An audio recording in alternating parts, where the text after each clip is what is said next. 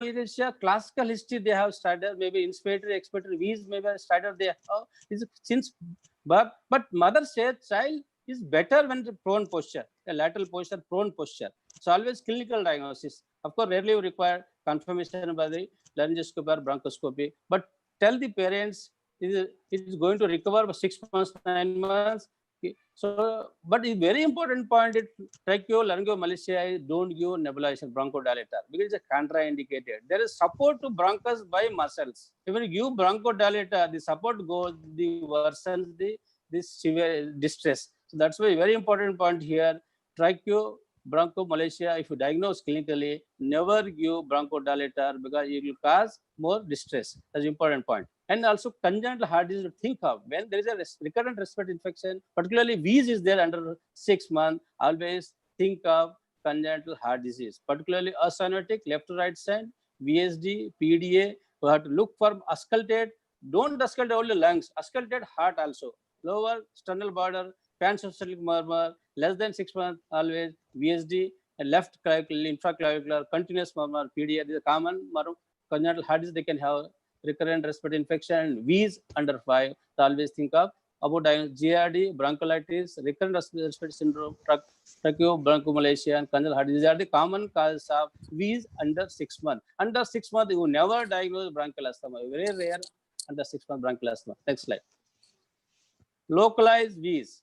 So what are the localized wheeze? Foreign body aspiration. So most of the time, even a patient comes to the clinic with cough, when you auscultate one side wheeze.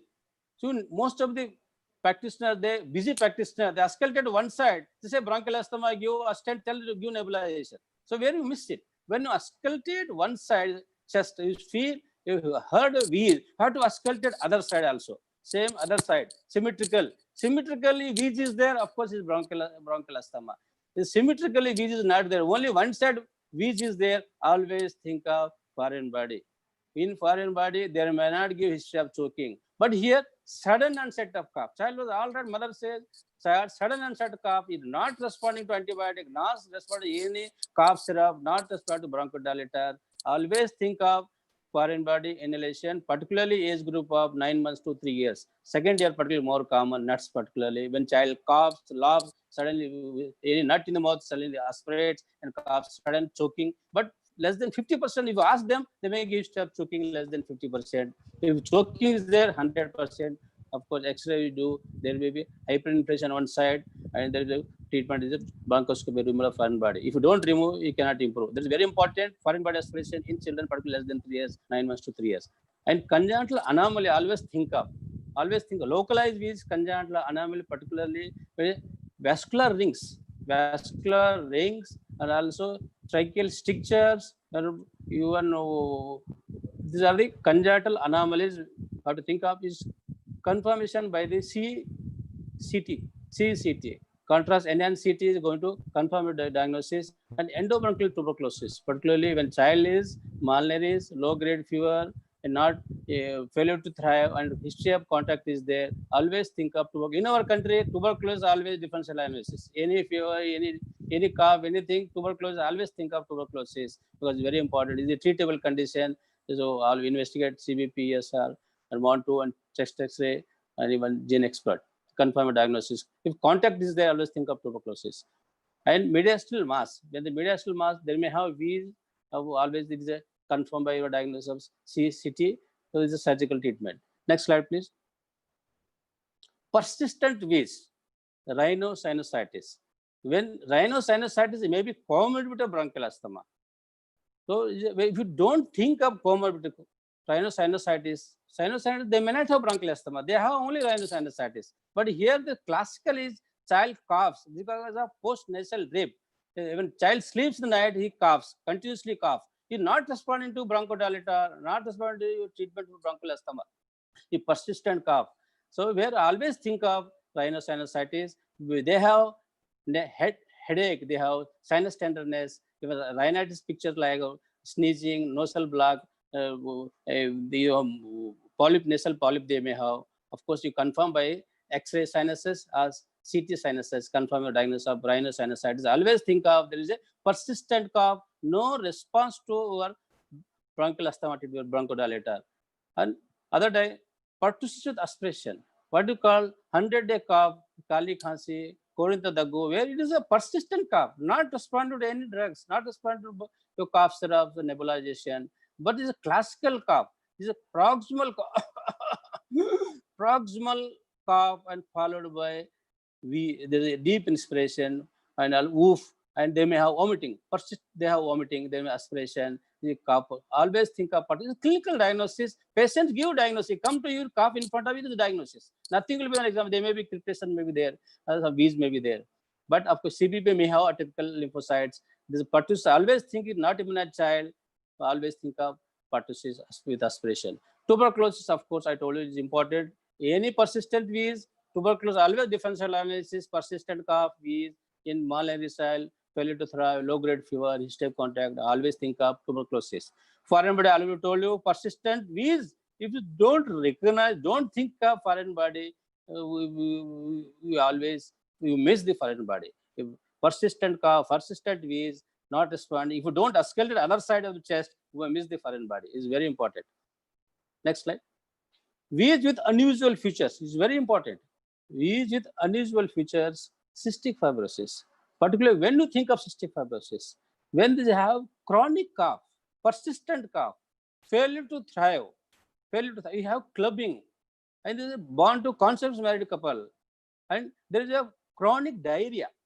Always think of cystic fibrosis, because cystic fibrosis, there is definitely failure to thrive, chronic cough, no response to a treatment with bronchodilator, and you have to think of cystic fibrosis, particularly born to consensus married couple, failure to thrive, recurrent cough, persistent cough, and there's a clubbing, and confirmed by certicular test. Ciliary disorders, when persistent cough, recurrent respiratory infection, always think of ciliary disorder. Very important test is here. You chest X-ray, situs inversus. Okay. Dextrocardia is there classically. Ciliary disorder, they may go into complication like bronchiectasis, lung abscess. This is also important to think of. And these unusual features, always think of the ciliary disorder by giving just chest X-ray can confirm with dextrocardia, situs inversus. Immunodeficiency, when is persistent cough, wheeze, immunodeficiency, particularly where there is a deep-seated unusual infections. The deep-seated, the recurrent otitis media, recurrent sinusitis, deep abscess infection, pneumonias. We should antibiotic many times, hospitalization many times. Always think of immunodeficiency. So always primary immunodeficiency. There is, in first year we can take even cell-limited immunity, particularly HIV, older children. There is a fungal abscess, candidiasis, oral candidiasis. Of course, they have other features of HIV also to think of. Primary deficiency more common, first year, it will be humoral immunity, cell-limited immunity, combined immunity, always think of. Immunodeficiency, very important thing is recurrent infections, deep-seated infections, always think of immunodeficiency. Next slide. So these are the causes of wheeze. These are the causes of wheeze. Asthma, of course, number one side of the coin is asthma, other side of the coin is other causes of wheeze. Asthma mimics. So asthma, atopic asthma, recurrent viral mediated wheeze, viral bronchiolitis infection, pneumonia, viral or chlamydia, particularly older children, school-going children, and irritants or hypersensitivity, environmental toxins, food or drug-induced hypersensitivity, environmental allergen, infection like visceral larva migraine in particular tropical country, allergy, bronchopulmonary aspergillosis, aspirations, dysfunctional swallowing, laryngeal cleft, foreign blood space, I told you, tracheoesophageal fistula, particularly H-type fistula, in infants they can have cough because while child feeding, gastroesophageal reflux, I told you already, developmental abnormal, particularly tracheo, bronchomalacia, and laryngeal waves, tracheal, bronchial stenosis, chronic lung disease like bronchopulmonary dysplasia, cystic fibrosis, immunodeficiency, ciliary dyskinesia, primary immunodeficiency, secondary immunodeficiency, HIV, extensive compressions, the vascular rings, abundant vessels, mediastinal mass, lymph node, maybe lymphomas, pulmonary cyst, congenital cyst, and cardiac abnormality, congestive cardiac failure. These are the different causes of wheeze in children other than bronchial. Bronchial asthma, one side, other side of the bronchial asthma, the wheeze. The answer is very important. You should know what are the causes of wheeze in children. Next slide. So anaphylaxis is a very common condition because very why I said because anaphylaxis is something if you miss you're going to lose the child. This condition present with similar pathophysiology as asthma with hyperreactive immune response and bronchoconstriction. If you auscultate only lungs, you hear bronchospasm, bronchi. You have to look for other things like blood pressure. Vital parameters should be if hypotension and wheeze is there, always is anaphylaxis. Because in anaphylaxis, there are more than 2 organ systems are involved. You have to look for skin, like 80% they have skin manifestation like urticaria, they have GIT manifestation also. Here treatment is anaphylaxis, adrenaline, not bronchodilator. Of course, you have to give bronchodilator, they have these, but first and foremost to save him, you have to give intramuscular adrenaline. Children, you can give maximum dose 0.3 ml intramuscular intralateral thigh. You can repeat 2 times after 5-10 minutes. The adrenaline. Next, you can give bronchodilator. They have start IV fluids. You give steroids and antihistamine to prevent late phase anaphylaxis. Very important because once anaphylaxis, you have to admit for 24 hours. Because late phase anaphylaxis may develop after 6 to 8 hours also. This is very important. Congenital heart disease, cardiac asthma. When congenital heart disease, they may come with respiratory. First, they may come with respiratory signs like wheezing, respiratory distress. So because of fluid accumulation in the lung, some patient may not be diagnosed with heart failure upon initial presentation. Because unless you think of congestive cardiac failure, you may not think. But what eyes cannot see, mind cannot. What mind cannot think, eyes cannot see. The patient may present acutely with respiratory distress. So when patient come with respiratory distress, wheeze is there, you may think of bronchial asthma. So you don't look for other things of congestive cardiac failure. So if you examine detail, they may have rales, S3 heart sound, and murmur, elevated GIP, tender liver, edema. So this is a congestive cardiac failure because of congenital heart disease. If you don't diagnose congenital heart disease, you just give bronchodilator only, you may lose the child. Where he needs diuretics, he needs diuretic and inotropes. Understand? This is a congestive cardiac failure. When it comes to emergency, you have to think of not bronchial, you have to think of congestive cardiac failure because of congenital heart disease. Foreign body aspiration, I told you, small object in the bronchiole from the aspiration can result in focal lung finding and respiratory distress. Patients with greatest risk for this include children and those mentally disabled. Patients may present with acute cough or wheezing.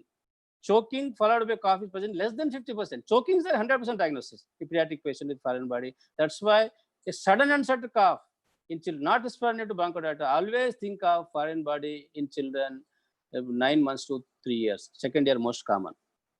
Vocal cord dysfunction, paradoxical involuntary closure of vocal cord during inspiration may result in wheezing and acute respiratory distress. Wheezing in this condition usually inspiratory or expiratory. Risk factor include prior intubation, neck surgery may be there earlier. Diagnosis often confirmed by laryngoscopy. You may miss it if you don't think of.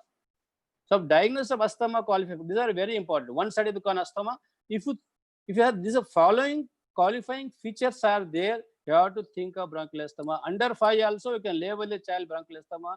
If you diagnose bronchial asthma, if you have to console, you have to give more time to the mother for nearly half an hour, tell the mother, parents, explain about the condition, then they may listen.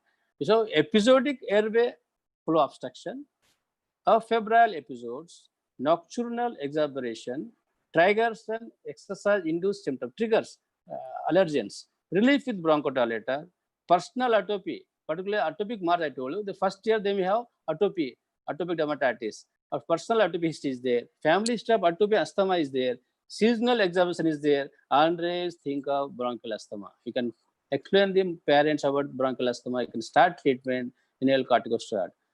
This is very important. Conclusion, there are many conditions which may mimic asthma. All that wheezes are not asthma. I have to think out of the other side of the coin. It is pivotal that such atypical wheezing children are further investigated for definitive diagnosis. Age of the child, onset of the problem, localization of wheeze, and the associated features are helpful to arrive at a reasonable diagnosis. So this is very important is age, onset, detailed history, physical examination, comorbid condition. So always think of out of the box, you may diagnose and relevant investigation to confirm asthma mimics. 50 to 80% of children with asthma develop symptoms before their 5th birthday. I told you. So before 5 years, you can label it as asthma, provided you have confidence, and provided you have features, definitely convince the parent, you can start specific treatment. Striking a balance and arriving at a proper diagnosis require repeated assessment. Thank you, sir. Dr. Arjun, if you could summarize and then take up questions in the chat box. Over to Dr. Arjun. Thank you, Dr. Narayan Reddy. It is very apt to discuss about asthma. As you know, 5th May is National Asthma Day. Yeah. And you're very popular as a speaker, especially on asthma and allergies.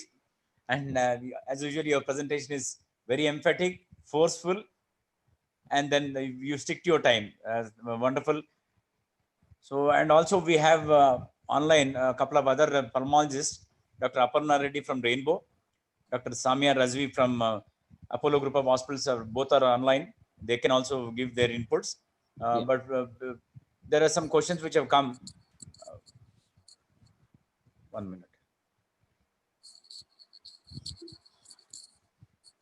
There are some questions which have come from our colleagues. One question is by Dr. Vijay Kumar. Does rhinosinusitis, pertussis cause persistent wheeze? Which form of tuberculosis causes persistent wheeze? Rhinosinusitis, post-nasal drip, particularly they can cause wheeze. Of course, it's not bronchial asthma. Rhinosinusitis is comorbid with bronchial asthma. Only they may have rhinosinusitis without bronchial asthma also. If you don't treat rhinosinusitis, the cough persists. Rhinosinusitis is part of the asthma also, because if you treat both, the improvement is there. If you don't think of rhinosinusitis, even if you treat bronchial asthma, child won't respond. Number thing. Pertussis, they may have wheeze, recurrent cough, and if you have to think of pertussis, of course, classical history is there. Proximal cough, followed vomiting, not immunized child, is a 100 days cough. So there may not be family history of atopy. There's no previous history of asthma, response to bronchodilator. So that's why you have to think of other possibilities. Other question? Another question from Dr. Bhaskar. Commonest cause of non-asthmatic wheeze in children?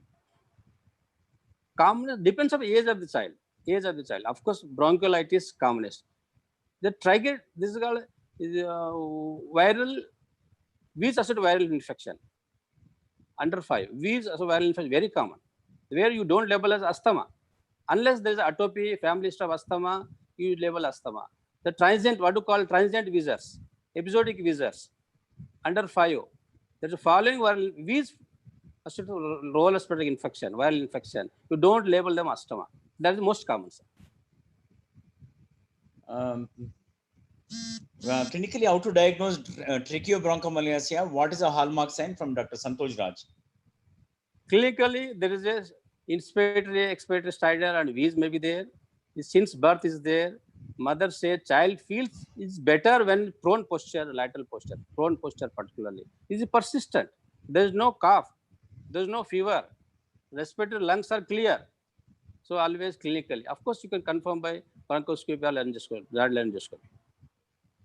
Question from Dr. Lakshman Kumar from Karimnagar. What is the episodic asthma in multi-trigger asthma in under 5 children? That depends upon episodic asthma is more common under 5. That is more common less than 3 years, particularly more episodic transient, what you call transient asthma, episodic asthma, where there is no family history. That is it is associated with viral infection. What is called wheeze as a lower respiratory infection, episodic transient asthma. There is no family history of bronchial asthma. There is no atopy in that case. In the multi-trigger wheeze, definitely there is an atopy, there is family history asthma. If this child is fit into asthma, level as may go into future asthma. Some 50% they overcome by 5 to 6 years, but some children they persistent into throughout life, adult also. Multi-trigger asthma, there is a family history of asthma, atopy is there, and they need treatment. They need inhaled corticosteroid controllers. Dr. Samia, would you like to interact? Would you like to give your comments? And also Dr. Aparna? I request Dr. Aparna and also Dr. Samia to please raise their hand so that I'll be able to unmute. We have Dr. Rangaya who has raised his hand. Dr. Rangaya, you are unmuted. Please go ahead. Yeah, thank you. Narayan Reddy Bhai Sahab. Namaste, Bhai Sahab. Namaste, Bhai Sahab. Hello, can you hear? Yeah, yes, sir. Yeah, Dr. Narayan Reddy Bhai Saab, excellently you covered everything. Almost Thank you. for very useful for PGs as well as Practicing practicing pediatrician. doctors. Diagnostic nicely told, nocturnal history Yes, sir. and recurrent EVs and responding to bronchodilator diagnostic of asthma. But Yes, sir. in especially Ireland and Europe, Yeah. diagnosis up to 1 year is difficult, but Up, after up to 1 year, never label asthma, sir. Less than 1 year, yeah, never only label asthma. yeah, what I want to Is say, illegal. you cannot say, but 1 to 4 years, still Yeah, that is 100%. exact Definitely. question. Daily life, There's of course, atopy is they- there, family history is there, respond to bronchial multi-trigger That is- definitely can label. but what you told, if more than 5 years, 100%, but 1 to 4 years also for Even examination. I told you, sir, 50 to 80% of children they have asthma before 5 years. Yeah. But they have to recognize, they have to start Yeah. specific treatment. Such children. Yeah. Under 1 year, multi-trigger. of course, under 1 year here, the different diagnosis difficult, but in Ireland, Yes. cystic fibrosis comes to the bronchiolitis and cystic fibrosis is the Yes. differential diagnosis. But Yes, yes, sir. for us, it's cystic diagnosis. Yes, Cystic fibrosis is very rare. And GID, nicely, GID also common. GID also common. yeah, Less this is than 1 common. year. Yes. Yes, sir. Hearty congratulations, Narayan sir. Thank you, sir. Thank you, sir. Thank you, Another Dr. question, Rangya. Dr. Narayan Reddy. Yes, sir. Can ICS can be used to treat transient wheezers? Transient visa not necessary, sir, because they are not going to bronchial asthma. I can give short because wheeze is there. There is a febrile. Usually not necessary. If you think you can give short course of steroid bronchodilator, no problem. But inhaled corticosteroid, I don't think is necessary. Multi-trigger wheeze definitely under 5 multi-trigger wheeze, family history of atopy, previous child having atopy history first year, definitely you can start inhaled corticosteroid. Trial you can give try if you strongly if you think of bronchial asthma. If a recurrent episode, more than 3 episodes are there, and wheeze is there, a febrile episode, night cough is there, you can give trial of inhaled corticosteroid for 3 months. 3 months. If response is there, definitely it is a bronchial asthma. They can stop and see again recurrence is there, then unless confirmed bronchial asthma. Yeah. Dr. Can you Lakshman try? Kumar, you have a question? Please go ahead.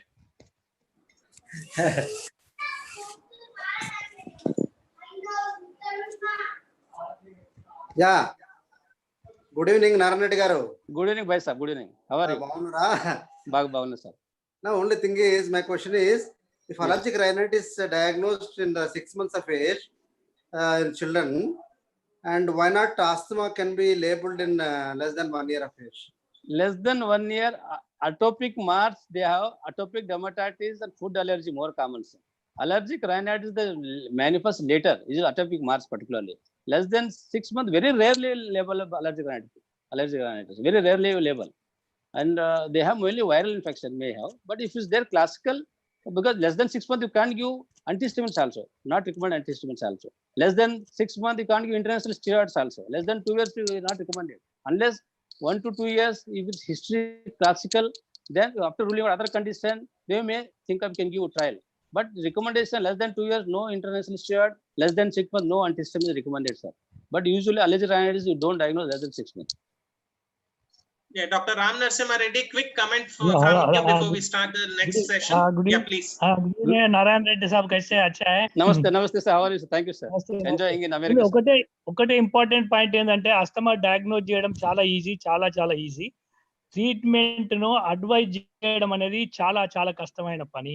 Because you have to convince the parents, sir. You have to take first visit, you spend 1 hour, half an hour minimum you have to spend. Convince them. Inhalations ఇస్తే side effects ఉంటాయి, మందులు వాడితే side effects ఉంటాయి sir అని చెప్తాంటారు patients. మందులు వాడితే side effects కాదు, మందులు వాడకపోతేనే సైడ్ ఎఫెక్ట్స్ ఎక్కువ ఉంటాయి. అందుకోసం మందులు వాడాలి. మనం బ్రతకాలంటే ఎట్లా తిండి తింటామో అట్లా మందులు తిన హైపర్ టెన్షన్, డయాబెటీస్ వాడతారు కదా అని ఎక్స్ప్లెయిన్ చేయాలి. ఇక్కడ explanation is more important. Particularly treatment is more important than diagnosis in asthma. That's what I wanted to say. Goodbye, all the best. Thank you all the participants, and it's been wonderful interaction from all of you. And if you post your questions again, the respective speakers also will post their answer on the chat box. You can read in the chat box also. Dr. Krishna, do we have the second speaker? We are ready with the second speaker. You can introduce Dr. Suman. Yeah, welcome Dr. Suman. Welcome, As sir. you know, Suman is a well-known pediatrician as well as an allergologist in our Twin Cities. He is the managing director as well as leading lead consultant of Ankura Group of Hospitals, and he's done his MD pediatrics from Rajiv Gandhi University of Health Sciences as well as his fellowship from CMC Vellore, fellowship in allergy and immunology, and is a well-known speaker pan-India, not just in Twin Cities, and is Sweet Suman. So over to Sweet Suman about again asthma, acute severe asthma. What are the recent concepts? So please stick to your time, and then we'll have interaction. Yeah, Dr. Suman, I'll be posting the slides from my end. You have I'll- 25 minutes for your talk. We'll start Okay. now. I'll post the CV also of Dr. Suman for the benefit Yeah, of others. it's up here, sir. Yeah, it's up here. You can, yeah, I hope you all can see the slide. Dr. Arjun, a quick intro and then we can start. Right. Taro light banj uttade. Dr. Suman, over to you, Go ahead, please. Dr. Suman. Thank you. Thank you, Arjun, sir, for a nice introduction. After so many, I think I'm audible, quite audible. Please tell me Yes, if I'm yes, audible. please go Perfect. ahead. Please go Yeah. ahead. Yeah, thank you. After so many webinars for last 1 month due to lockdown, I think I was speaking to one of my professors in Warangal, Dr. Vijay Kumar. He said he's suffering from webiosis. Means he's in keeping track of so many webinars, he's lost track of himself, I believe. So it is quite loaded, but it is good. But so many established speakers and so many national wide and international wide, we are hearing so many good speakers all across. So I wanted to keep my session very light in view of that. I don't want to keep it heavy because it is almost 9 o'clock now. I would like to keep it quite breezy and quite light. So please excuse me if I'm not very elaborative, and I would like to stress on things which you're interested in rather than stressing on things which you already know. So I would not be wasting time on those things. Rather than I'll be discussing on things which would be of interest to you. So carrying on, first, I would like to pay homage to our dear Acharya, whom we have lost just a few days back. He was my guru right from the beginning I came to Hyderabad. And it was in 2009 that he said to me that, Suman, if you have to succeed in general pediatrics, there are 3 things which you need to succeed if you want to succeed 10 years from now. He has said to me in 2009. And he said those 3 things is very good for the residents who are listening to me. He said the 3 things are, you need to focus on pediatric allergy because infectious disease will go down, allergies will dominate. You need to focus on allergies. Second is pediatric nutrition. Third is pediatric development. For the rest of the things, there will be enough specialists in city of Hyderabad in 10 years from now. General pediatricians could survive only on these 3 things. So thank you, sir, for giving me all the guidance right at that time in 2009. And today I feel it is absolutely true. He's a teacher for life, academician by heart, philosopher, philanthropist. We miss you, sir, but your inspiration will stay with us all through our life. Coming to the next slide. Why do we need to know about acute severe asthma? Just to define it, it is a progressively, just a minute, hold. It's a progressively worsening bronchospasm and breathlessness not responding to conventional therapy. Normally, regular conventional therapy, whatever bronchodilators you give, normally this acute severe asthma don't respond to it. That's the reason why a child lands up in an emergency room. Can I go to the next slide, please? Why do we need to know about acute severe asthma? Why is it so important? What is that? What is there new in it? If you just go into the data of acute severe asthma, on an average, 8.4 exacerbations were found to be reported by asthmatic patients in India every year. And each episode lasts for about 4 days. And a study done by Salvi et al. Has found out that 67% of asthmatic patients in India had suffered at least 1 exacerbation during the previous year. This clearly shows that asthma control is still inadequate in India. We need to concentrate better on prevention of asthma and prevention of exacerbations. And surprisingly, 50% of these children are below 5 years of age. So bottom line, why we should know is no child should die because of acute exacerbation of asthma. That's very important because we need to recognize it in time, we need to grade it in time, and we need to give correct treatment on time. So that's very important. And the mortality due to acute severe asthma is very, very low across the world. And even in India, we need to keep it the same. Next slide, please. So why is it, are all acute severe asthmas the same? Because we tend to believe right from our graduation, post-graduation days, we have a what you call a flow chart for acute severe asthma. Moment a patient comes, first hour we are supposed to do this, second hour we are supposed to do this, and then beyond we are supposed to do this. And we have also assumed that every acute severe asthma, acute asthma which comes to our emergency room needs to be admitted in PICU. So these are all the things which were kept in mind, which are quite actually, it is not as easy as it assumes to be. Sometimes you might lose the child in the process, because every child who presents with acute severe asthma with wheezing in your emergency room is not the same. That is something which we need to keep in mind. Why is not the same? Just based on history, if we can classify, there will be a first-time wheezer who has come for the first time in his life, who never had any wheezing, who never was diagnosed with asthma, who has never received any bronchodilator. He comes to your office at 3 years or 4 years of age. He would respond excellently to your bronchodilator therapy, minimal oxygen therapy, and minimal intervention. This child would respond really well. Even if he presents with severe acute asthma, response would be very good with minimum medicines. So this is a child where the protocol can be followed. You might sometimes get a known asthmatic on prevention therapy, means a child who is on multiple bronchodilators, multiple number of times, the child who is on steroids, child is on LABA, long-acting beta agonists. For these children, the receptors will not be as good, means as receptive to medicines such as steroids and bronchodilators. So you give a bronchodilator to this child, he would respond a little bit delayed. His bronchospasm will not get relief. You give a steroid to this child, the child might not respond as you expect him to respond. So that is the time when you need to act fast. You need to be a little bit aggressive. You cannot say that, I'm going to just wait for 1 hour before I upgrade my treatment.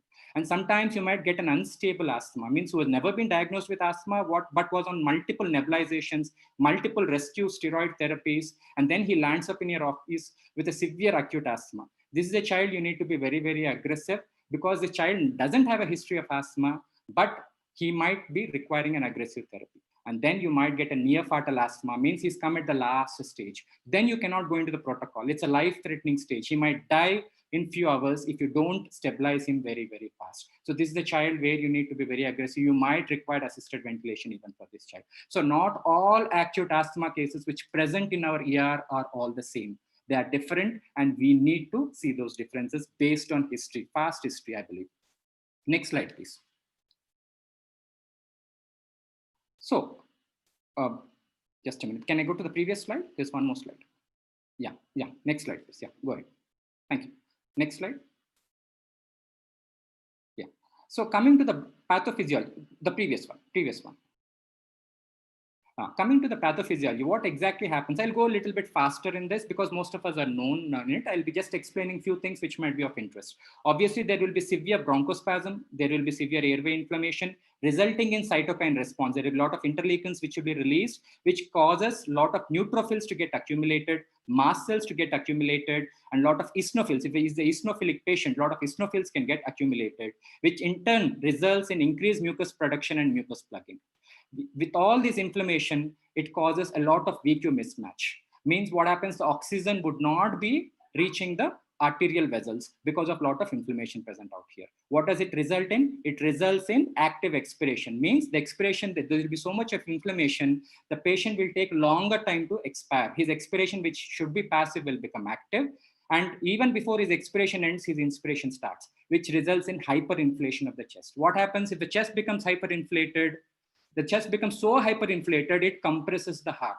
What does it results in? It causes decreased ventricular afterload, which in turn causes increased pulmonary vascular resistance, which in turn causes decreased right ventricular afterload, which itself causes pulsus paradoxus. What is pulsus paradoxus? When in this stage of hyperinflation where the cardiac outload is compromised, what happens? Whenever the child is taking a deep inspiration, his pulse rate drops by 10.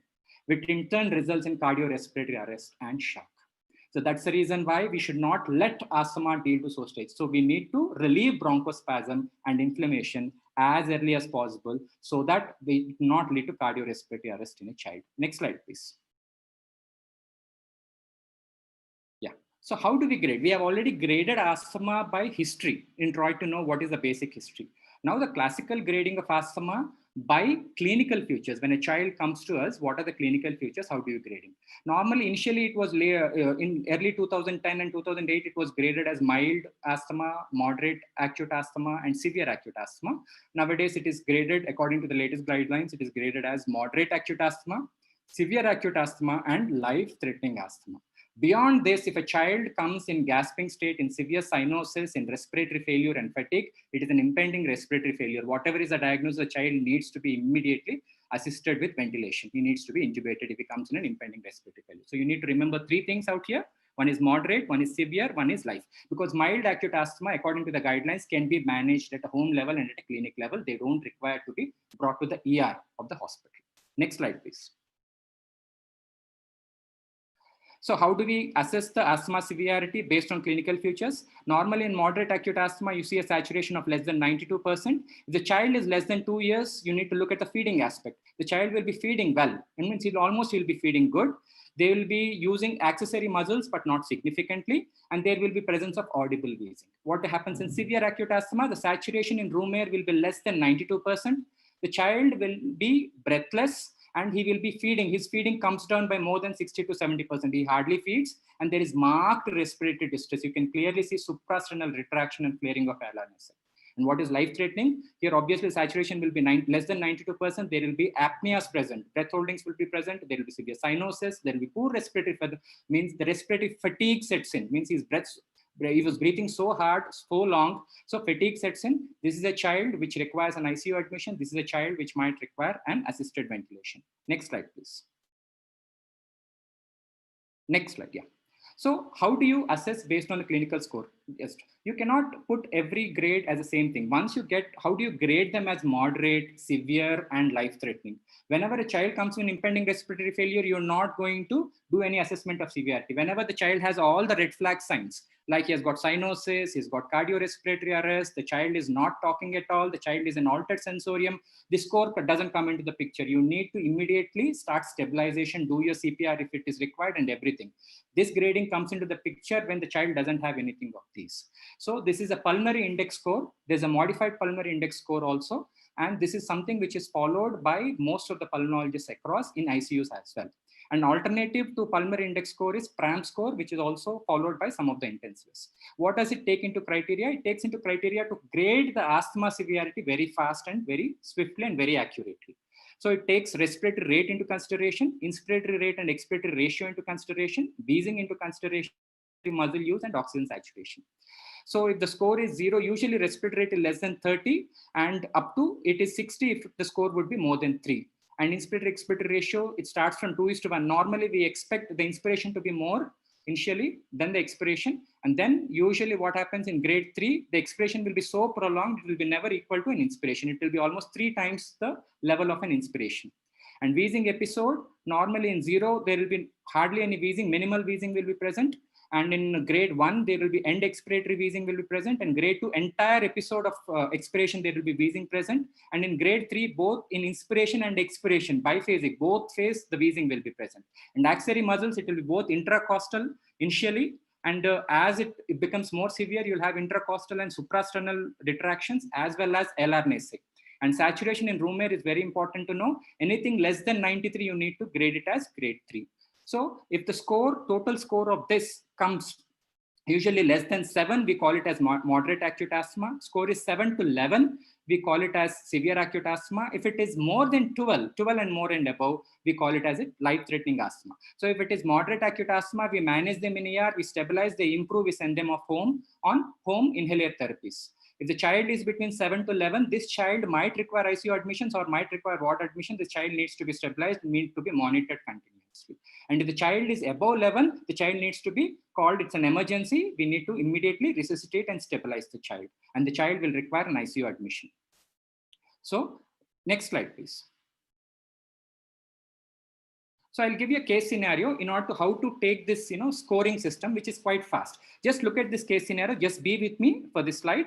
Shravan, who is a 4-year-old, who is a known asthmatic, comes to emergency room with complaints of breathing difficulty and wheezing. On examination, the child was lethargic.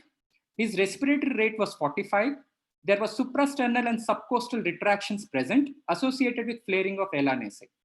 On auscultation, there is slightly prolonged expiration compared to inspiration, with the wheeze heard during the entire episode of expiration. And the saturation in room air was 93%. Can you go to the previous slide, please? Previous slide. Yeah. If you can just look at this, can you score it? The Shravan had a respiratory rate of around 45. Then he would score would be 1. And then his inspiratory expiratory ratio, if I said, he said slightly prolonged compared to inspiration. Expiration is slightly prolonged. So the score would be 2. And then it would be 3 totally. And the wheezing, I said, the entire episode of expiration, he had wheezing. Then again, the score, another 2. The total score would be 5. Then I said he's using both intracostal and suprasternal retraction along with LR nasi. There's a scoring of 3 here. So it should be 8. And his saturation was 93 with scoring of 2. Means the total score of this child would be 10. So he would be graded as severe acute asthma. Next slide, please. So this child, if you can see the points here. So what are you going to do as far as severe acute asthma? You're going to do most of the drugs in first 1 hour. You're not going to wait till 1 hour to give an additional drug. So you need to be a little bit aggressive. This child might require an ICU admission. So this is how we have graded this child hardly in a few seconds time. So it doesn't take much time for us to assess a child in grading asthma and in trying to plan what treatment, what is the type of treatment we are supposed to give. And in order to predict what problems this child could face in future and what investigations we are supposed to do and follow up. So coming to the protocol of management, as you know, any child who comes in emergency room, first most important is to stabilize is whatever is the diagnosis is to stabilize his airway, breathing and circulation. See that they are perfectly all right.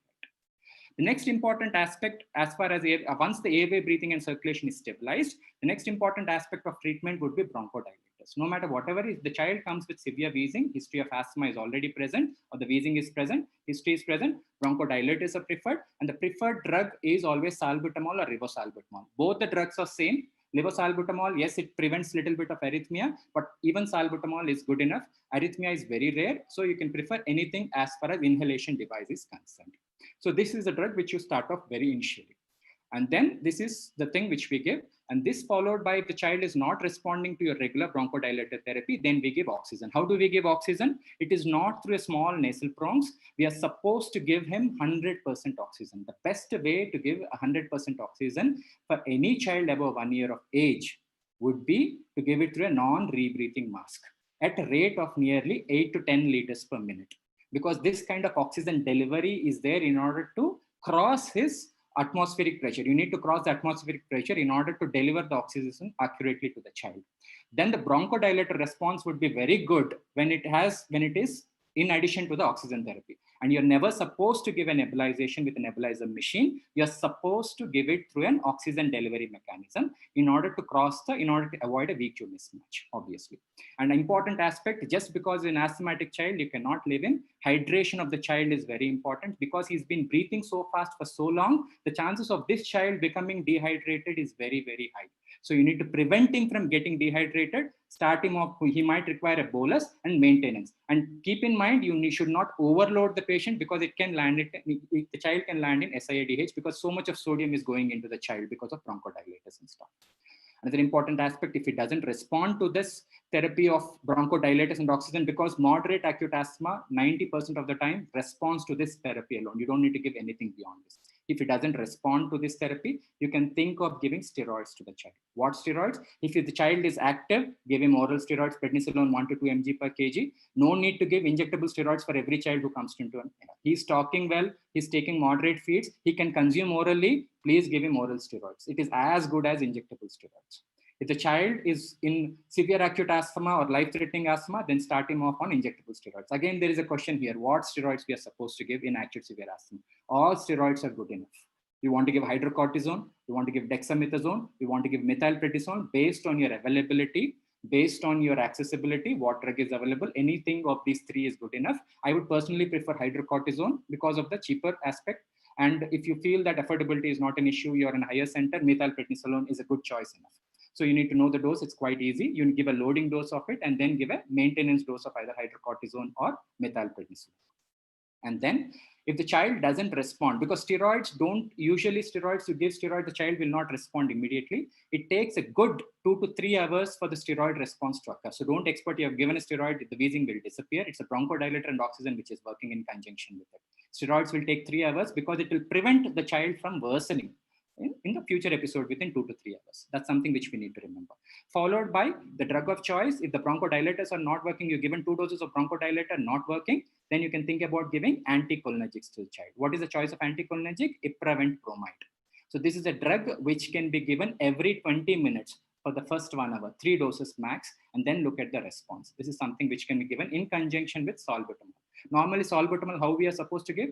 Latest study says better to give a continuous nebulization of salbutamol rather than intermittent. Most of the studies prefer giving continuous salbutamol nebulization. Ipravent can be added in between for better synergistic effect. What does Ipravent do? It acts on muscarinic receptors, decreases the mucal edema, mucus secretions. It is an anticholinergic drug. So it also helps in bronchodilation. It is not a standalone drug. You can't give Ipravent alone. It has a good synergistic effect along with a bronchodilator.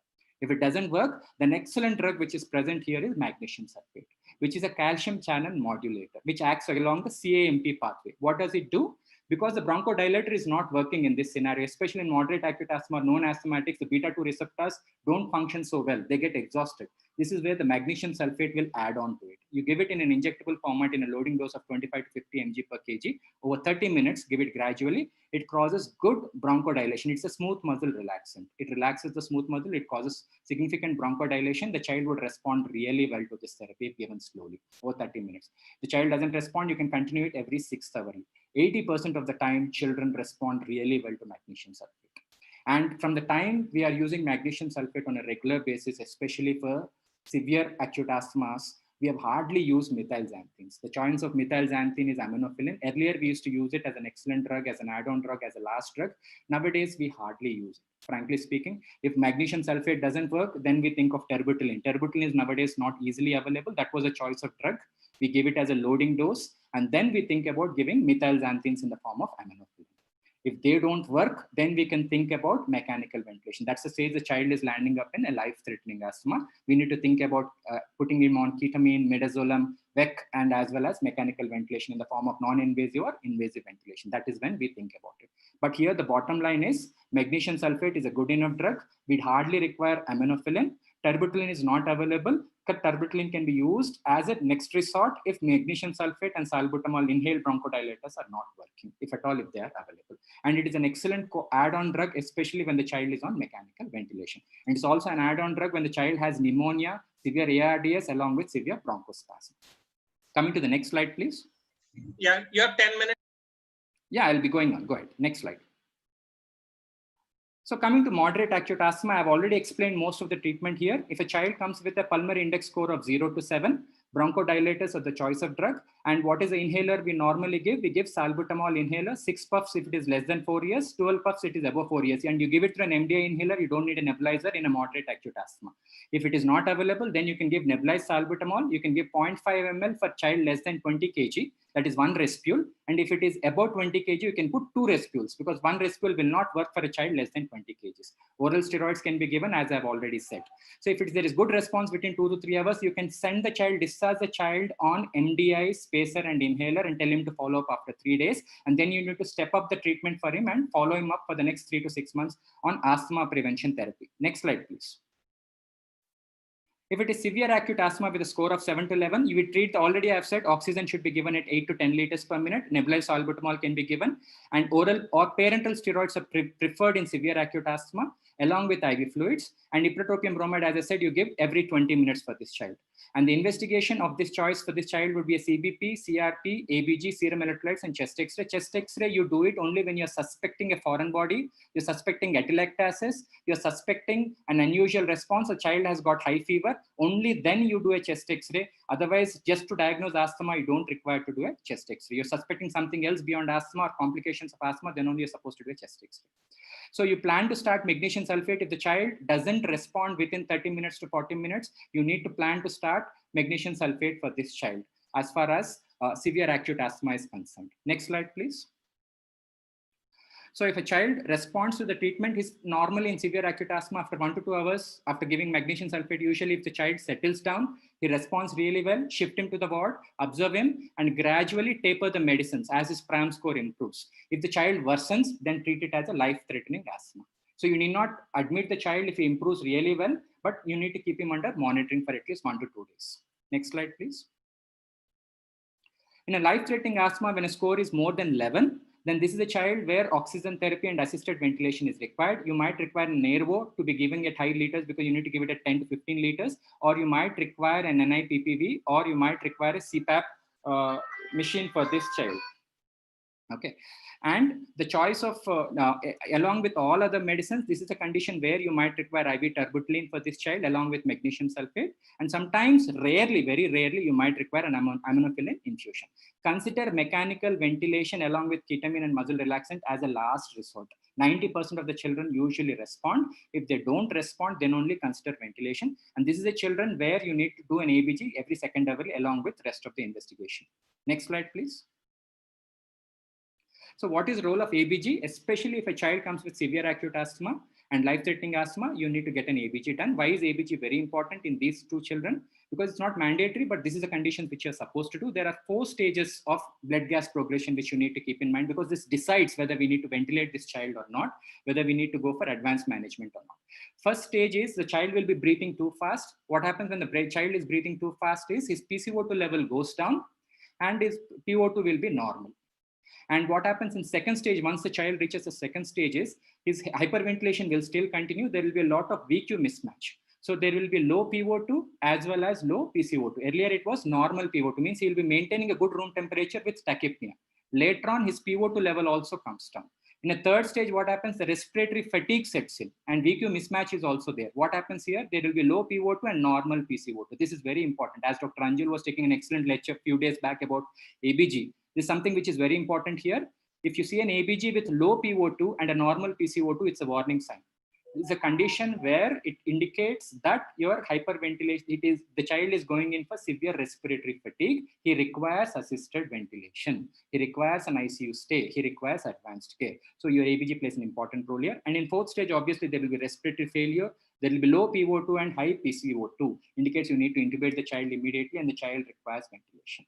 This is something ABG will decide, and what kind of treatment we are supposed to give as far as acute severe asthma is concerned. Next slide, please. So when to ventilate, absolute indications are cardiorespiratory arrest, if there is severe hypoxia present, if there is rapid deterioration in mental status, and if there is a respiratory fatigue, and as I said, the rising PCO2. These are all warning signs. They're absolute indications. These are present. Please intubate the child and ventilate the child. Or you might require, the child is stable enough, is controlling his respiration good enough, then that's fine. Otherwise, most of this condition, you need to intubate the child. Next slide, please. And what are relative indications? Means he might or he might not require ventilation. Where he might require a non-invasive ventilation is worsening hypoxia and acidosis, onset of respiratory fatigue, unresponsive to bronchodilators. So given regular bronchodilators, the child is not responding. Given magnesium sulfate, the child is not responding. This is a condition where my child might require mechanical ventilation, non-invasive or invasive. Consider always non-invasive ventilation with BiPAP or CPAP. As most of my intensivist colleagues always say, don't intubate an asthmatic child. Keep a lower guard as far as intubating an asthmatic child, because VT tube, whichever you use for intubation itself, will act as a foreign body for this child and cause further bronchospasm in this child.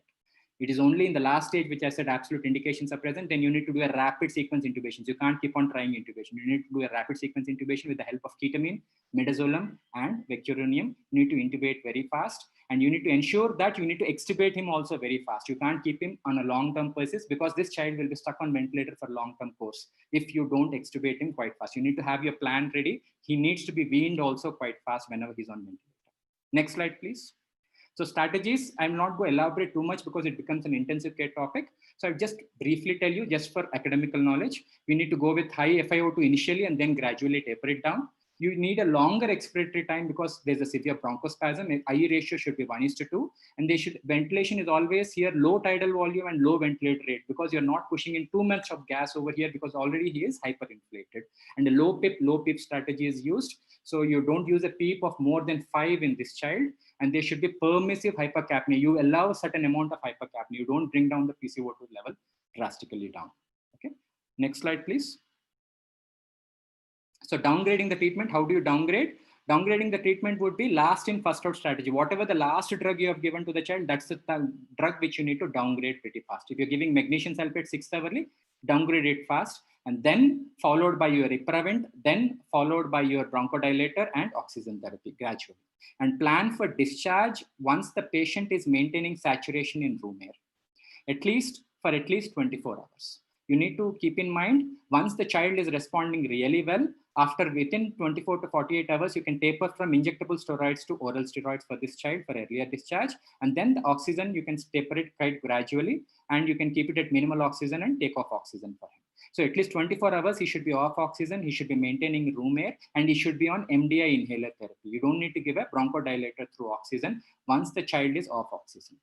And discharge the child on MDI inhaler plus pacer. All moderate and severe attacks should be considered as unstable asthma and stepped up. So if he is on level 2 of asthma therapies, like he's on mild persistent asthma, you need to step up to moderate persistent. Is moderate persistent, then you need to step up to moderate severe asthma. So these are things which we need to consider. Tell the child to follow up again after 3 to 5 days. Put him on a long-term steroid therapy or steroid plus LABA therapy. Tell him to follow up again after 2 weeks, then after 1 month, then every month for the next 3 months, then every 3 months, then onwards. But you need to keep him under continuous observation and tell him to monitor by himself. What are the risks of death here? Death is mainly due to recognition of condition or grading or severity of the condition and initiation of a correct therapy. You should not wait for this patient. Obese patient, especially chronic asthmatics. Obesity and chronic asthmatics are a dangerous combination. They're coming to you. You need to be very careful as far as management. Your drugs might not act as well. Previous history of respiratory failure or air leak. This child can go in for failure quite fast. Frequent visits to ER room. Keep in mind his beta risk2 receptors might be exhausted. Poor compliance to medications because he's not been taking on and off medications. This child might be facing an eventual problem. And emotional and psychiatric disorder, multiple drugs he's on, we need to be careful because compliance will be very low in this patient. And any associated cardiac problems, we need to be extra careful. We need to involve the intensivist also into the picture. And child belonging to a low socioeconomic group, education is not that much. We need to be very careful when we are discharging because we need to prevent future exacerbations in this child. Next slide, please.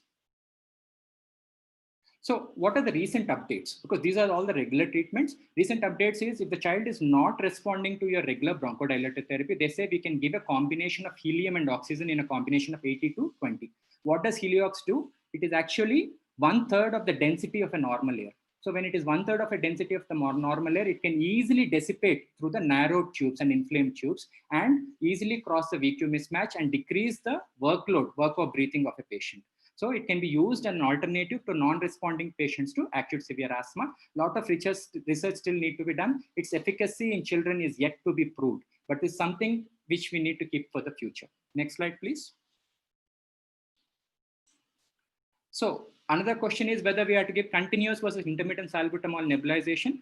Well, a lot of studies have been done as far as continuous and intermittent salbutamol nebulization is concerned. Latest updates, latest BMJ updates, latest guidelines, BTS guidelines, latest GINA guidelines, they say continuous nebulization is quite effective, especially in severe acute asthma and life-threatening asthma. There's no point in stopping and giving it. It should be given continuously through the oxygen. Intermittently, you can add ipratropium bromide to this child. So they are much better. Whether we have to give oral steroids, as I have said, any case of moderate acute asthma, oral steroids is as good as parenteral steroids. They are not inferior drugs. Question now rises is whether we are supposed to give nebulized steroids. A lot of studies are going on as far as nebulized budesonide is concerned.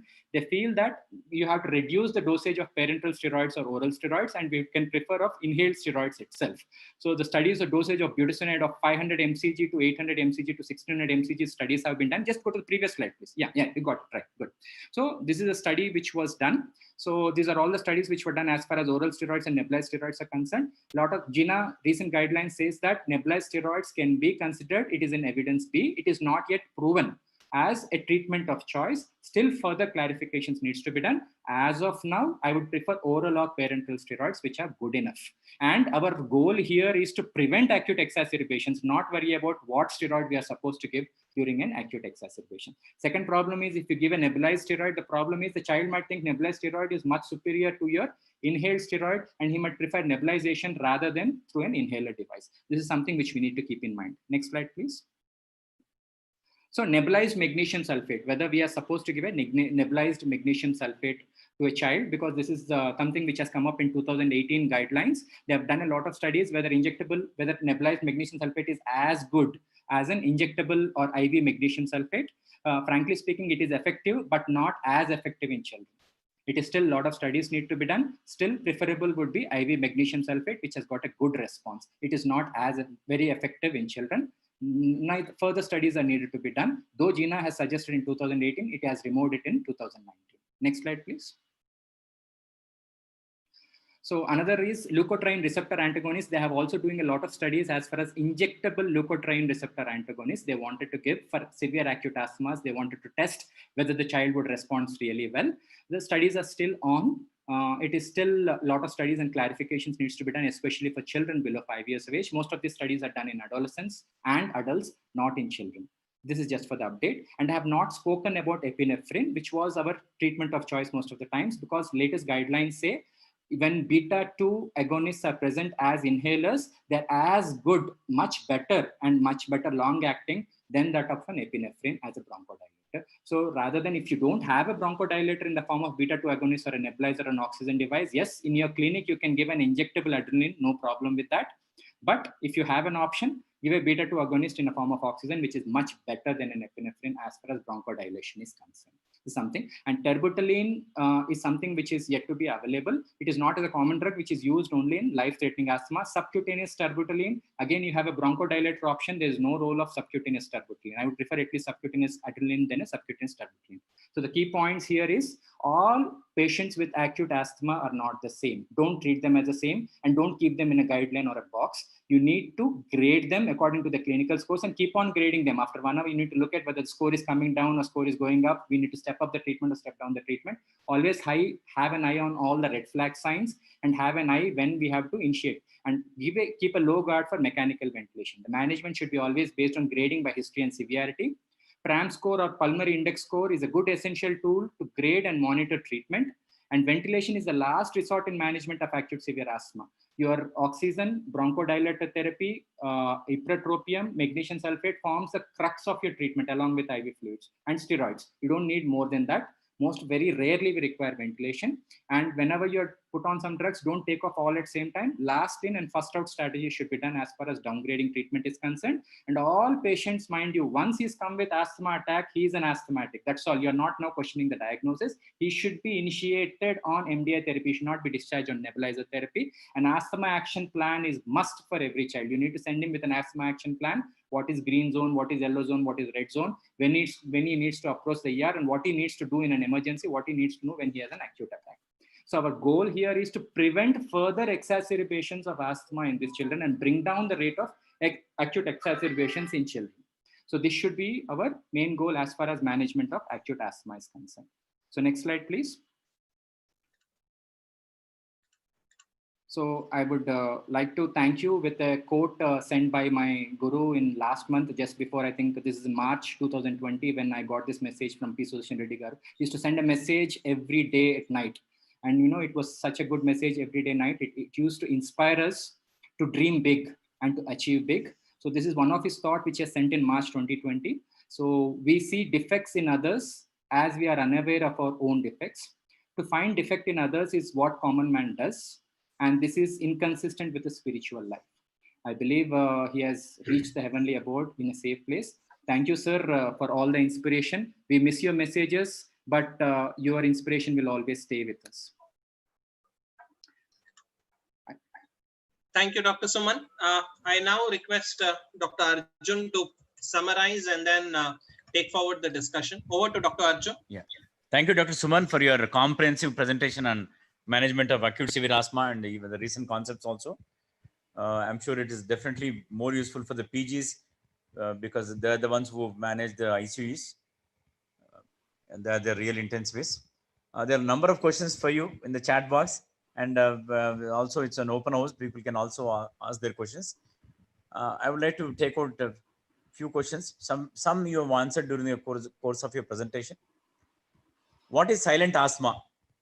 Yeah, silent asthma is the most severe asthma, sir. It is life-threatening asthmas because that is a condition where there's so much of bronchospasm, there will be no air entry or no air exit.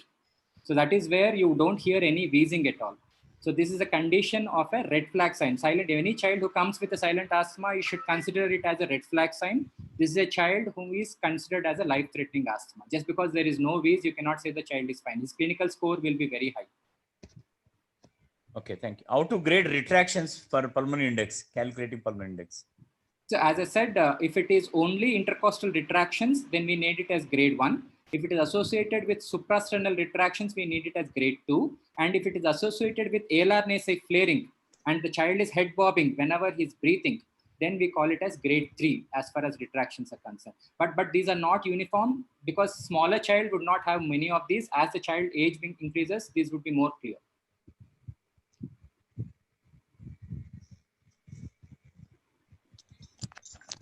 Dr. Arjun, you there? How Yeah. long to? Hello? Yes, sir. Please go ahead, Dr. Arjun, if you're around. Seem to have lost you. Yeah. While Dr. Arjun gets connected back, Dr. Surendra, do you have a question? Yeah. Good evening, Suman. Excellent presentation. Good What is evening, the sir. most common age group which you see this severe acute asthma in children? Commonly, what is the normally- age of children you see? Normally, we see severe acute asthma most of the time common in 3 to 5 years of age. And again, we see this severe acute asthma in adolescents. Rarely we see it in 5 to 10. We cannot define it, but most of the acute severe asthmas are diagnosed below 5 years, because for these children, the asthma is not diagnosed in them most of the times, and they are managed as bronchiolitis or nebulizations were given. Most of the adolescent children and bigger children, usually asthma is diagnosed on time, and they are monitored quite well, and because they can give the complaint. So I see these severe attacks most commonly, especially during the season, especially because of viral triggers, mostly in 3 to 5 years of children.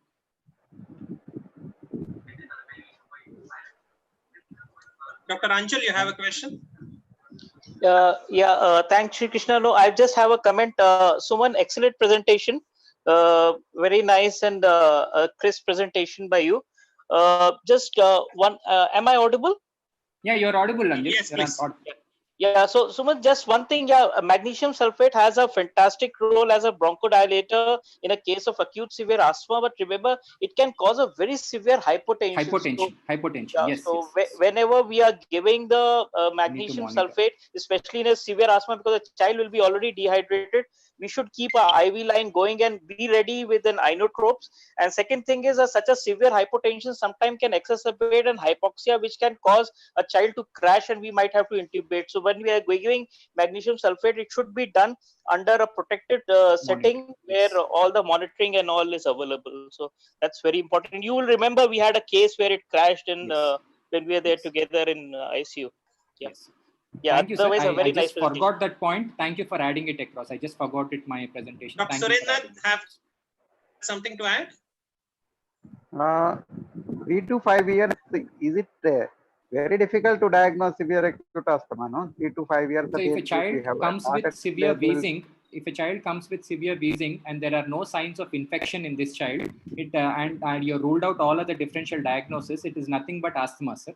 Nothing else but asthma. We do not going to diagnose asthma, but we have to manage it as asthma. As I said, 50% of cases who come with severe acute exacerbations in India in last 1 year are all children below 5 years of age. That's why I said these are the children who are not diagnosed as asthma, but land up in severe acute episodes.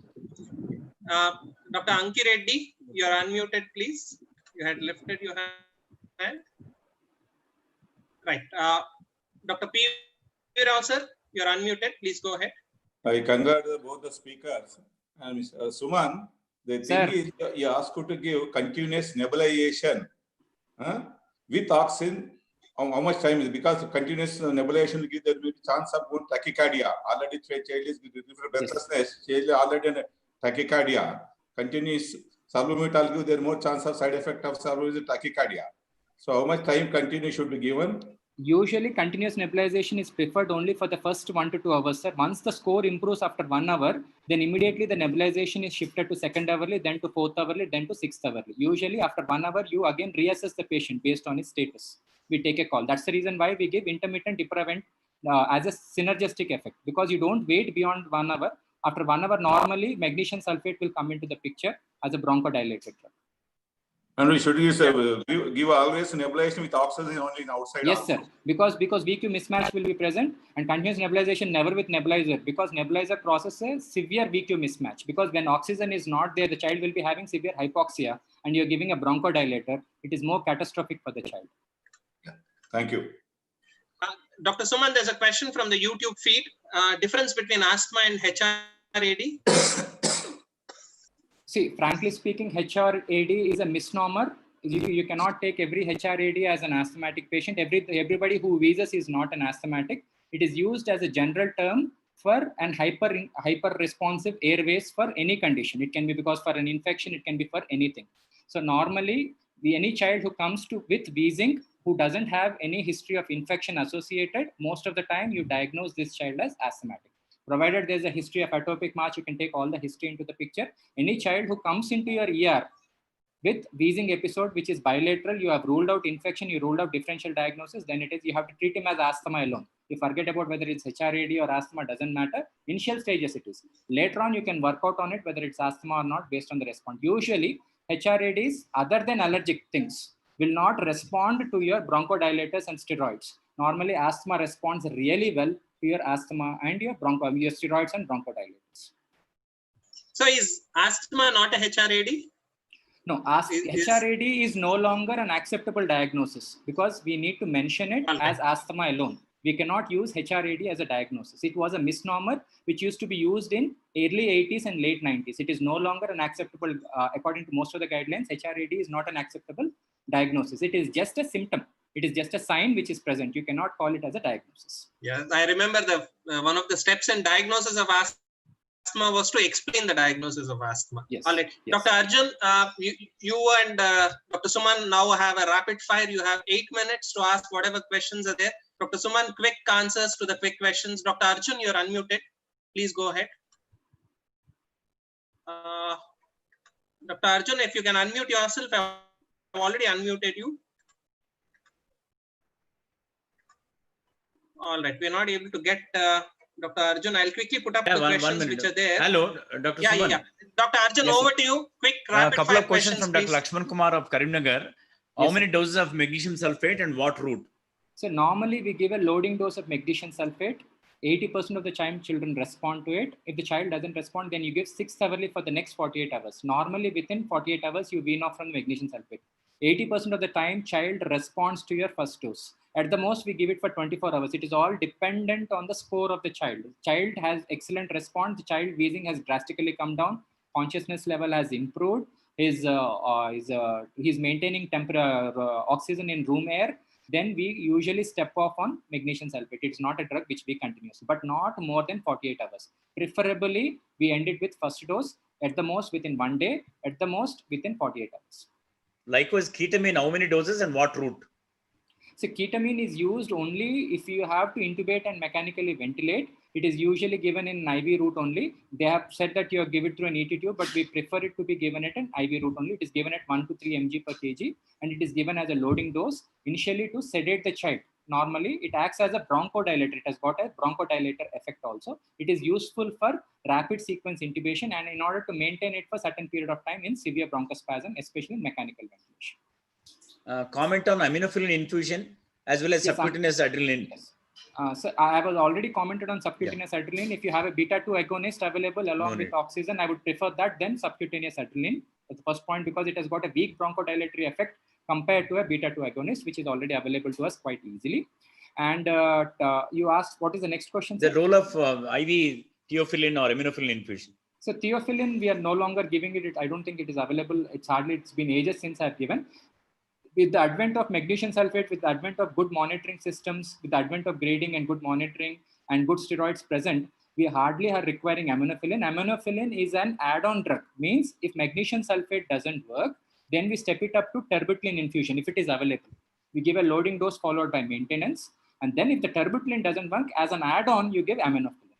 If terbutaline is not there, magnesium sulfate is not working, then you can consider giving aminophylline. Normally, it is given at 5 to 10 mg per kg. It is given as a loading dose for most of the patients. Then we usually give a maintenance of 0.1 to 1 mg per kg is given as a maintenance dose for this patient as a continuous infusion.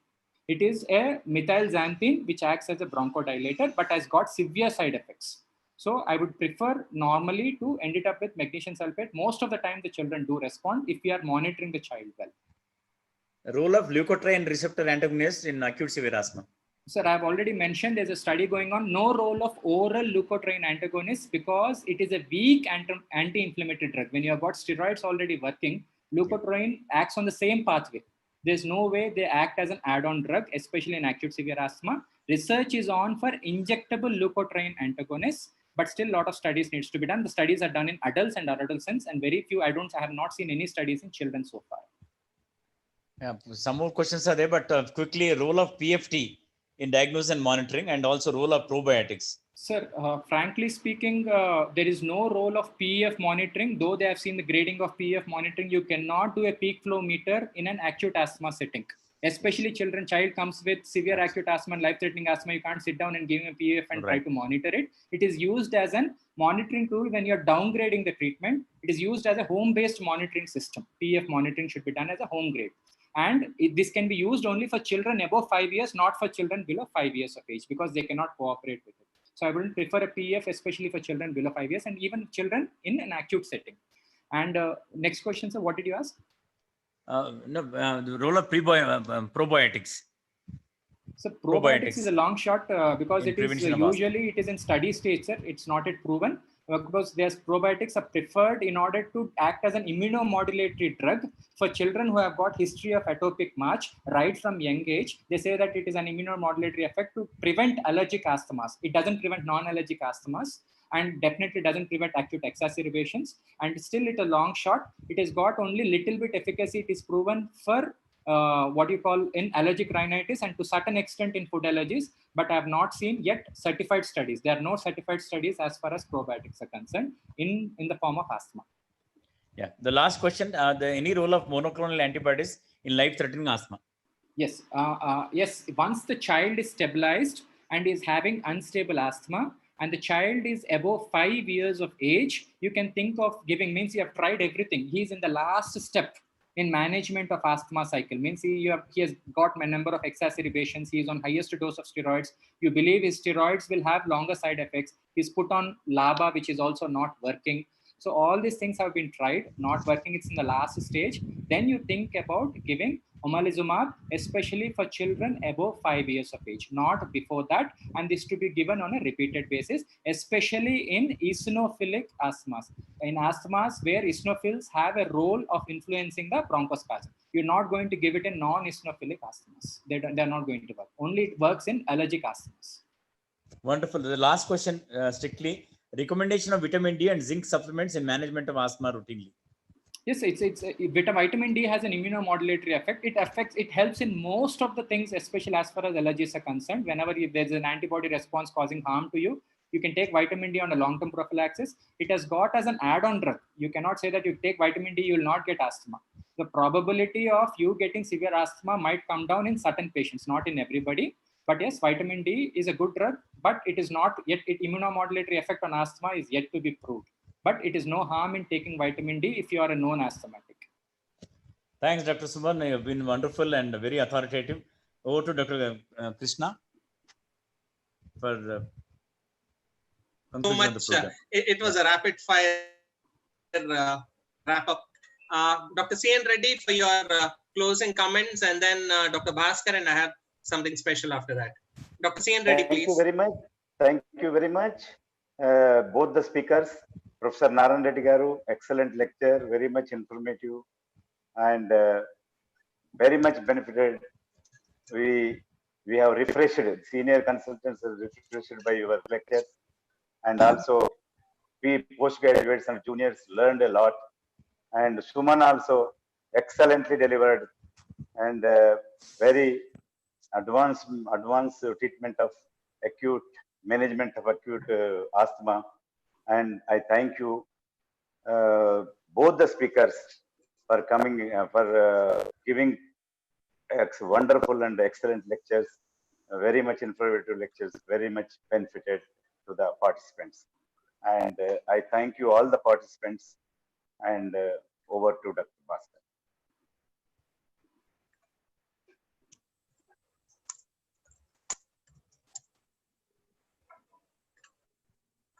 Announcement in memory Dr. Bhaskar, you're unmuted. Yeah. Thank you, President Dr. C.N. Reddy. An important announcement for tomorrow evening. As a mark of respect to our legend, Dr. P. Sudarshan Reddy Garu, I request you all to light the lamp and pay tributes to him on his 12th day ceremony. tomorrow, Tuesday, that is 12th May 2020 at 6:30 p.m. Let us pay homage to our legend, a superhuman being, in this way tomorrow evening. Yeah. Now I sincerely thank Dr. U. Narayan Reddy and Dr. Suman. Really, you had mesmerized the presentations. And I am sure this 30 minutes is not at all sufficient to you, to both of you. We all felt that it should have continued for another maybe 1 hour. So well presented and very informative, very knowledgeable. I'm sure all the participants had benefited from your talk. Particularly me became very wiser after listening to your topic. I had so many questions, but my questions were not taken up because of lack of time. My special thanks to Suman and U. Narayan Reddy for their excellent presentations.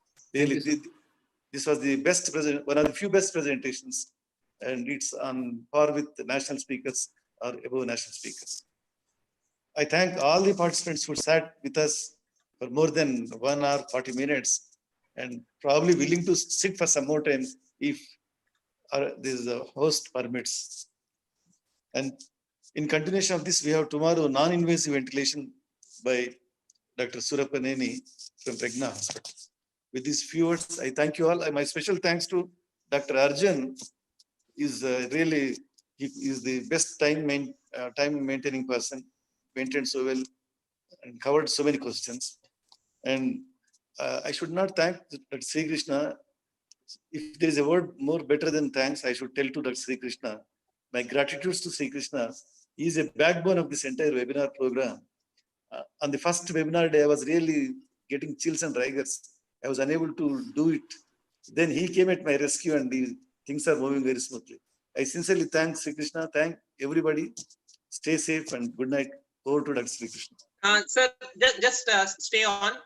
Dr. Rangaya sir, are you available? I've just I am available. See, congrats, Suman. Sir, just one remark from your end. We have something to share with you. Please go ahead. Thank you. Dr. Suman and Dr. Narayan Reddy, both speakers. Happy birthday, sir. Rangaya sir, happy birthday. Wish you many happy returns of the day. Thank you. Thank you, sir. Thank you. May God bless you. You are more younger than us as far as your energy levels are concerned. It remains the same. Rangaya sir, now that he has spoiled our surprise, I have something special for you, and I request everybody also to please hold on. And we have a small celebration. I know you are in the US, and it's difficult for us.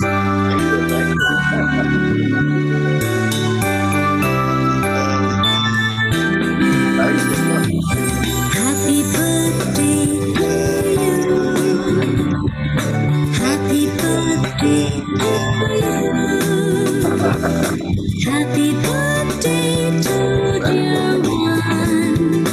Happy birthday to you. From good friends and true. From old friends and new.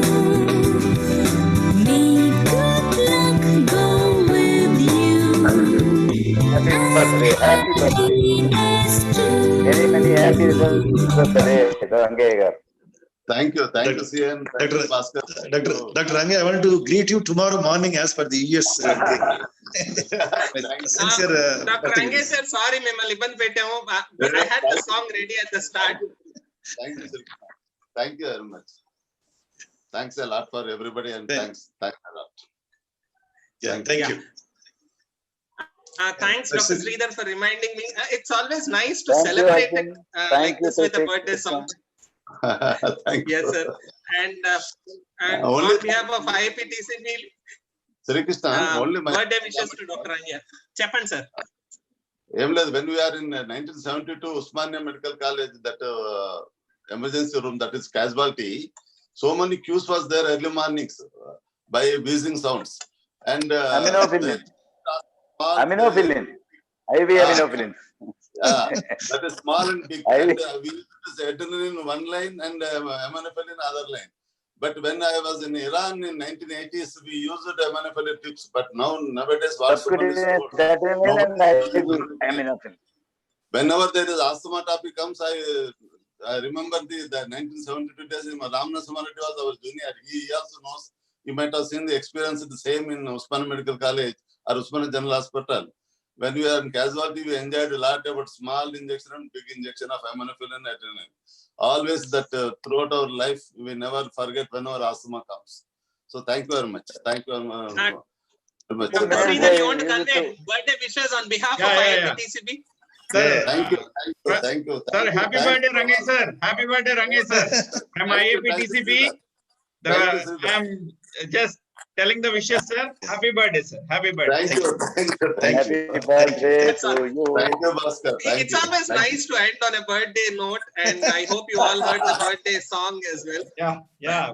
That's We all loved from it. our end. And yeah. That's all from our end. Can we close it, Dr. Bhaskar, sir? Yeah. Please. Thank you. All right. Please, everybody, press on leave meeting and then end it. Otherwise, it runs in the background. Thank you so much. I'm ending the meeting here. Good night, everyone, and birthday wishes yet again to Rangesh sir. Bye bye. Thank you. Thanks a lot. Thank you.